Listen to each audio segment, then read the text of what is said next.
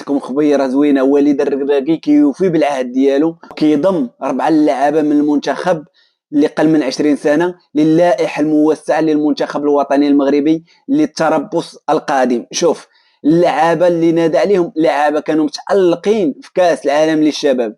اللعابه اللي عندك اسماعيل بعوف في الدفاع، اللاعب اللي ما قدر يراه حتى شي مهاجم في كاس العالم نادى عليه، كاينه في اللائحه الموسعه.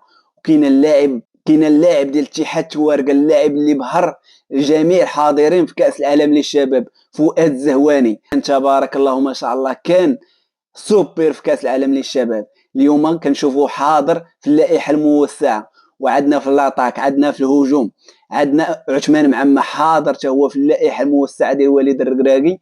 وعندنا ياسر الزبيري القناص المرعب الحراس، حتى هو حاضر في اللائحه ديال المنتخب الوطني المغربي اللي غادا تلعب المباريات القادمه. هذا خبر مفرح بالنسبه للاعبين وبالنسبه لنا حنايا كجمهور محب لكره القدم. شوف كنشوفوا هنايا الاحقيه ديال وليد الركراكي، وكنقولوا تبارك الله ما شاء الله على وليد الركراكي. قلتي الكلمه وقديتي بها، تبارك الله عليك، شابو ليك من عندي.